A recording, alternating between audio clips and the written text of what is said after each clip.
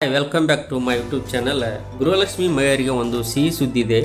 ರಾಜ್ಯ ಸರ್ಕಾರ ಮಹಿಳೆಯರಿಗಂತೇನೆ ಐತಿಹಾಸಿಕ ಉಡುಗೊರೆಯನ್ನು ಕೊಟ್ಟಿದೆ. ಹಾಗಾದರೆ ಆ ಸಿಹಿ ಸುದ್ದಿ ಏನಪ್ಪ? ಇಷ್ಟು ತಿಂಗಳು 2,000 ಹಣ ಬರ್ತಾ ಇತ್ತು, ಈಗ ಮತ್ತೇನಪ್ಪ ಸಿಹಿ ಸುದ್ದಿ ಅಂತ ನಿಮಗೇನಾದರೂ ಕ್ಯೂರಿಯಾಸಿಟಿ ಇದ್ದಂದರೆ ಅದನ್ನು ಹೇಳ್ತೀನಿ. ಅದಕ್ಕಿಂತ ಮುಂಚೆ ನೀವು ನಮ್ಮ ಚಾನಲನ್ನು ಇನ್ನೂ ಸಬ್ಸ್ಕ್ರೈಬ್ ಮಾಡ್ಕೊಳ್ಳಿ ಅಂದರೆ ದಯವಿಟ್ಟು ಸಬ್ಸ್ಕ್ರೈಬ್ ಮಾಡ್ಕೊಳ್ಳಿ, ಹಾಗೆ ಲೈಕ್ ಕೊಡುವ ಮೂಲಕ ನಮಗೆ ಸಪೋರ್ಟ್ ಮಾಡಿ. ಸ್ನೇಹಿತರೆ, ಪ್ರತಿ ತಿಂಗಳು ನಿಮ್ಮ ಮಹಿಳೆಯರಿಗೆ 2,000 ದುಡ್ಡು ಬರ್ತಾ ಇತ್ತು. ಇದರಿಂದ ಸಾಕಷ್ಟು ಮಹಿಳೆಯರು ನಾವೊಂದಿಷ್ಟು ಸೋಷಿಯಲ್ ಮೀಡಿಯಾಗಳಲ್ಲಿ ನ್ಯೂಸ್ ಪೇಪರ್ಗಳಲ್ಲಿ ನೋಡಿದ್ದೀವಿ. 2,000 ಹಣವನ್ನು ಕೂಡಿಟ್ಟು ಚಿನ್ನ ಖರೀದಿ ಮಾಡಿರುವಂಥ ಆಗಿರ್ಬೋದು, ಅಥವಾ ವಾಷಿಂಗ್ ಮಷೀನು, ಮೊಬೈಲು, ಫ್ರಿಜ್ಜು, ಅಥವಾ ಸ್ವಂತ ಉದ್ಯೋಗವನ್ನು ಶುರು ಮಾಡಿರುವಂಥದ್ದು ನಾವು ಹೀಗೆ ಸಾಕಷ್ಟು ಉದಾಹರಣೆಗಳನ್ನು ನೋಡಿದ್ದೀವಿ. ಸೊ 2,000 ರೂಪಾಯಿ ಸಾಕಷ್ಟು ಮಹಿಳೆಯರಿಗೆ ಇದೊಂದು ದೊಡ್ಡ ಮೊತ್ತವಾಗಿ ಕನ್ವರ್ಟ್ ಆಗಿತ್ತು, ತುಂಬ ಬೆನಿಫಿಟ್ ಕೂಡ ಆಗಿತ್ತು. ಇದೀಗ ರಾಜ್ಯ ಸರ್ಕಾರ ಮತ್ತೊಂದು ಗುಡ್ ನ್ಯೂಸನ್ನು ಕೊಟ್ಟಿದೆ. ಅದು ಏನು ಅನ್ನೋದನ್ನು ಹೇಳ್ತಾ ಹೋಗ್ತೀನಿ ಸ್ನೇಹಿತರೆ. ಸೊ ಏನಪ್ಪ ಆ ಉಡುಗೊರೆ ಅಂತ ನೋಡೋದಾದರೆ, ಸೊ ಗೃಹಲಕ್ಷ್ಮಿ ಯೋಜನೆ ಆರಂಭ ಆದ ನಂತರ ಸ್ನೇಹಿತರೆ, ಈಗ ನಾವು ನೋಡೋದಾದರೆ 52,000 ಕೋಟಿಗೂ ಅಧಿಕ ಹಣ, ಅಂದರೆ 1.24 ಲಕ್ಷ ಕೋಟಿ ಮಹಿಳೆಯರ ಖಾತೆಗೆ ಜಮಾ ಆಗಿರುವಂಥದ್ದು ಸ್ನೇಹಿತರೆ. ಈ ಒಂದು ಹಣ ಅಂದರೆ ಅಷ್ಟು ಜನರಿಗೆ ಈ ಹಣ ತಲುಪಿರುವಂಥದ್ದು. ತಿಂಗಳ 2,000 ಅಂತ ಹೇಳ್ಕೊಂಡು ಸೊ ಮಹಿಳೆಯರಿಗೆ ರಾಜ್ಯ ಸರ್ಕಾರ ಏನು ಉಡುಗೊರೆ ಕೊಟ್ಟಿದೆ ಅಂತಂದರೆ, ಸೊ ಮಹಿಳಾ ಹಾಗೂ ಮಕ್ಕಳ ಅಭಿವೃದ್ಧಿ ಸಚಿವರಾಗಿರುವಂಥ ಶ್ರೀ ಲಕ್ಷ್ಮೀ ಹೆಬ್ಬಾಳ್ಕರ್ ಮೇಡಮ್ ಅವರು ಈ ಒಂದು ಡಿಸಿಷನನ್ನು ತಗೊಂಡಿದ್ದಾರೆ. ಅಂದರೆ ಗೃಹಲಕ್ಷ್ಮಿ ವಿವಿಧೋಶ ಸಹಕಾರ ಸಂಘ ಅಂತ, ಸೊ ಗೃಹಲಕ್ಷ್ಮಿ ಬ್ಯಾಂಕ್ ಅಂತ ಕೂಡ ಕರೀತಾರೆ. ಈ ಒಂದು ಹೊಸ ಯೋಜನೆಯನ್ನು ಶುರು ಮಾಡಿದೆ. ಏನಪ್ಪ ಈ ಯೋಜನೆ, ಏನು ಸದುಪಯೋಗ, ನಾವು ಹೇಗೆ ಪಡ್ಕೋಬೋದು, ಏನು ಬೆನಿಫಿಟ್ ಇದೆ ಅನ್ನೋದನ್ನು ಕಂಪ್ಲೀಟಾಗಿ ವಿಡಿಯೋದಲ್ಲಿ ನಾನು ನಿಮಗೆ ಎಕ್ಸ್ಪ್ಲೇನ್ ಮಾಡ್ತೀನಿ ಸ್ನೇಹಿತರೆ. ಸೊ ಇಲ್ಲಿ ಮಹಿಳೆಯರು ಯಾವುದೇ ಶ್ಯೂರಿಟಿ ಇಲ್ಲ, ಅಂದರೆ ಯಾವುದೇ ಡಾಕ್ಯುಮೆಂಟ್, ಅದು ಪತ್ರ ಇದು ಪತ್ರ ಅಂತ ಯಾವುದೇ ಶ್ಯೂರಿಟಿ ಇಲ್ಲದೆ ಕಡಿಮೆ ಬಡ್ಡಿ ದರದಲ್ಲಿ ಇಲ್ಲಿ ನಿಮಗೆ ಸಾಲ ಸಿಗುತ್ತದೆ. ಅಂದರೆ ಇದು ಡಿಪೆಂಡ್ ಆಗಿರೋದಂತೂ ನಿಮಗೆ 50,000 ಸಿಗ್ಬೋದು, 30,000 ಸಿಗ್ಬೋದು, ಅಥವಾ 3 ಲಕ್ಷದವರೆಗೂ ಕೂಡ ನಿಮಗೆ ಇಲ್ಲಿ ಸಾಲ ಸಿಗುವಂಥ ಚಾನ್ಸ್ ಇದೆ ಸ್ನೇಹಿತರೆ. ಹೇಗೆ ಅಂತ ಹೇಳ್ತೀನಿ. ಸೊ ಇದಕ್ಕೆ ಗೃಹಲಕ್ಷ್ಮಿ ಸಹಕಾರ ಬ್ಯಾಂಕ್ ಅನ್ನೋದು ಒಂದು ಹೆಸರಿಟ್ಟಿದ್ದಾರೆ. ಸೊ ಇಲ್ಲಿ ಗೃಹಲಕ್ಷ್ಮಿ ಬ್ಯಾಂಕ್ ಸೇರೋದಕ್ಕೆ ಏನೇನು ರೂಲ್ಸ್ ಇದೆ ಅನ್ನೋದನ್ನು ಮೊದಲನೇದಾಗಿ ನೋಡ್ತಾ ಹೋಗೋಣ. ಸೊ ಇಲ್ಲಿ ಮೊದಲನೇದಾಗಿ ಇಲ್ಲಿ ನಿಮಗೆ 1,000 ರೂಪಾಯಿ ಕೊಟ್ಟು ನೀವು ಒಂದು ಶೇರ್ ಹೋಲ್ಡರ್ ಆಗಬೇಕು. ಅಂದರೆ ಸ್ಟಾರ್ಟಿಂಗ್ನಲ್ಲಿ ನೀವು 1,000 ರೂಪಾಯಿಯನ್ನು ಕೊಟ್ಟು ಶೇರ್ ಹೋಲ್ಡರ್ ಅನ್ನುವಂಥದ್ದಾಗಿದೆ, ನೀವು ತಗೋಬೇಕು. ಅದಾದ ಮೇಲೆ ಸಂಪೂರ್ಣವಾಗಿ ಕ್ಯಾಶ್ಲೆಸ್ ವ್ಯವಹಾರ ಇರುತ್ತದೆ. ಸೊ ನಾರ್ಮಲಾಗಿ ನಾವು ಹೇಗೆ ಸಂಘವನ್ನು ಒಂದು ಗ್ರಾಮೀಣ ಪ್ರದೇಶದಲ್ಲಿ ಆಗಿರಬಹುದು, ಹಳ್ಳಿಗಳಲ್ಲಿ ಹೇಗೆ ಒಂದು ಸಹಕಾರಿ ಸಂಘವನ್ನು ನಾವು ಹೇಗೆ ಕಟ್ತೀವೋ ಅದೇ ರೀತಿಯಾಗಿ ಸೊ ಇಲ್ಲಿ ಏನಪ್ಪ ಅಂದರೆ ಷೇರುದಾರರಾದ 6 ತಿಂಗಳಲ್ಲಿ ನಿಮಗೆ ಲೋನನ್ನು ಪಡೆಯಬಹುದು. ಸೊ ನೀವು ತಿಂಗಳ ಎಷ್ಟು ಕಟ್ಟಬೇಕು ಅದನ್ನು ಕೂಡ ಹೇಳ್ತೀನಿ. ಇಲ್ಲಿ ನಿಮಗೆ 30,000 ಆಗಿರ್ಬೋದು, 50,000 ಆಗೋದು, ಅಥವಾ 3 ಲಕ್ಷದವರೆಗೂ ಈ ರೀತಿ ನಿಮಗೆ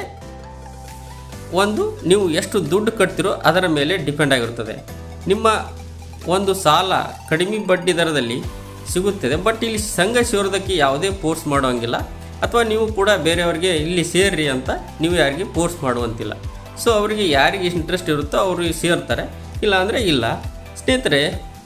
ಈಗ ನಾನು ಗೃಹಲಕ್ಷ್ಮಿ ಸಹಕಾರ ಬ್ಯಾಂಕ್ ಬಗ್ಗೆ ತಿಳಿಸ್ಕೊಡ್ತಾ ಇದ್ದೆ.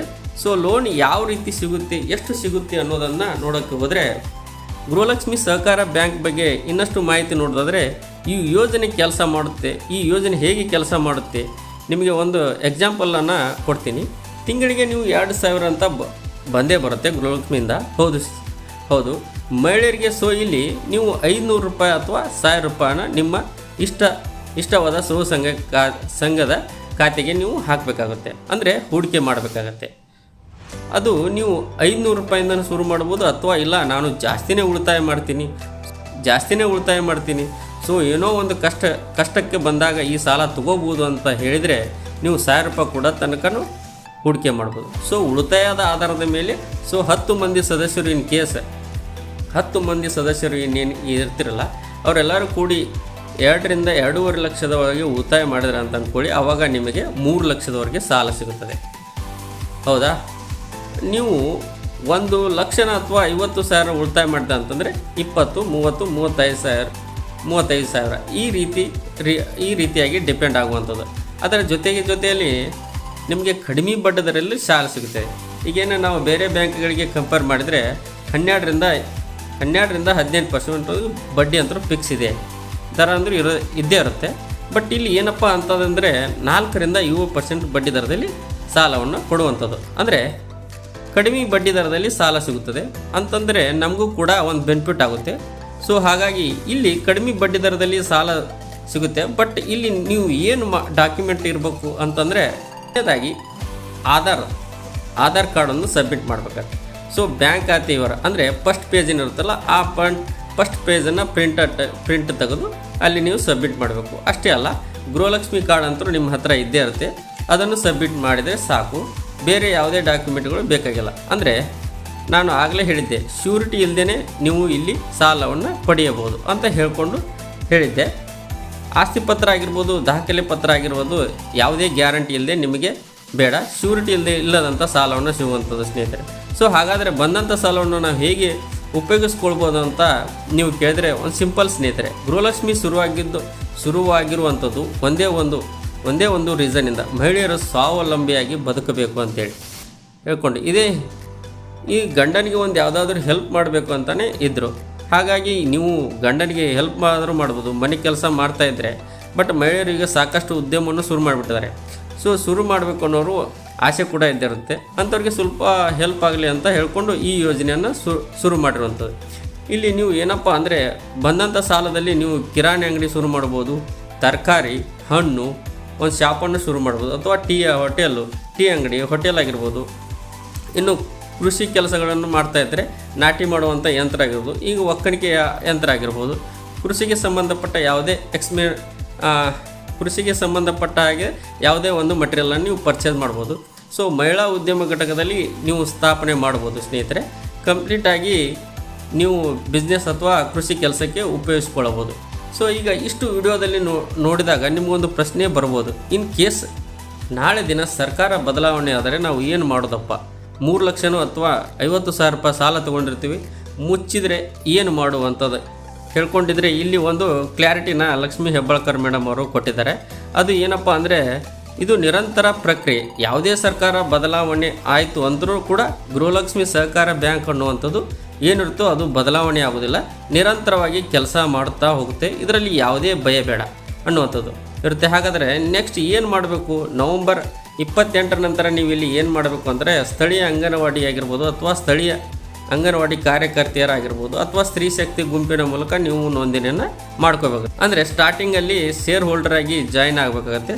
ಸೊ ಅದಾದ ಮೇಲೆ ನೀವು ತಿಂಗಳ 500 ರೂಪಾಯಿಂದ ಅಥವಾ 1000 ರೂಪಾಯಿನ ಕೊಟ್ಟು ನೀವು ಇಲ್ಲಿ ನಿಮ್ಮ ಒಂದು ಸಾಲ ಅಂದರೆ ಕಷ್ಟದ ಪರಿಸ್ಥಿತಿಯಲ್ಲಿ ಅಂತಂದರೆ ನೀವು ಸಾಲವನ್ನು ಪಡಿಬೇಕು ಅಂತಂದರೆ ಸ್ವಲ್ಪ ಅಮೌಂಟನ್ನು ನೀವು ಉಳಿತಾಯ ಮಾಡ್ತಾ ಬರಬೇಕಾಗುತ್ತೆ. ಹಾಗಾಗಿ ಈಗ ಲಕ್ಷ್ಮೀ ಹೆಬ್ಬಾಳ್ಕರ್ ಮೇಡಮ್ ಅವರು ಈ ಒಂದು ಅನೌನ್ಸ್ಮೆಂಟನ್ನು ಮಾಡಿದ್ದಾರೆ. ಸದ್ಯದಲ್ಲಿ ಇದನ್ನು ಜಾರಿ ತರ್ತೀವಿ ಅಂತಲೇ ಹೇಳ್ಕೊಂಡಿದ್ದಾರೆ. ಸೊ ಹಾಗಾಗಿ ಗೃಹಲಕ್ಷ್ಮಿ ಏನು ಹಣವನ್ನು ಮಹಿಳೆಯರು ಪಡಿತಾ ಇದ್ದರು, ಸೊ ಅವರಿಗೆ ಇನ್ನಷ್ಟು ಒಂದಿಷ್ಟು ಹುರುಪನ್ನು ಕೊಡಬೇಕು, ಸಪೋರ್ಟ್ ಮಾಡಬೇಕು ಅನ್ನೋ ಕೂಡ ಅವರು ಮಹಿಳೆಯರು ಕೂಡ ಇನ್ನೂ ಉದ್ಯೋಗವನ್ನು ಶುರು ಮಾಡಲಿ ಅನ್ನೋದು ಈ ನಿಟ್ಟಿನಲ್ಲಿ ಈ ಯೋಜನೆಯನ್ನು ಶುರು ಮಾಡಿರುವಂಥದ್ದು. ಸೊ ಹಾಗಾಗಿ ನಿಮಗೆ ಯೂಸ್ಫುಲ್ ಆಗಿರುತ್ತೆ ಅಂತ ತಿಳ್ಕೊತೀನಿ. ಮುಂದಿನ ವಿಡಿಯೋದಲ್ಲಿ ಮತ್ತಷ್ಟು ಮಾಹಿತಿ ಜೊತೆಗೆ ನಿಮ್ಮ ಮುಂದೆ ಬರ್ತೀನಿ. ಹಾಗಾದರೆ ಈ ವಿಡಿಯೋ ಇಷ್ಟ ಆಗಿದ್ರೆ ಅಂದರೆ ದಯವಿಟ್ಟು ಶೇರ್ ಮಾಡಿ ಹಾಗೂ ಎಲ್ಲ ಮಹಿಳೆಯರಿಗೂ ಈ ವಿಡಿಯೋನ ಶೇರ್ ಮಾಡಿ. Thank you.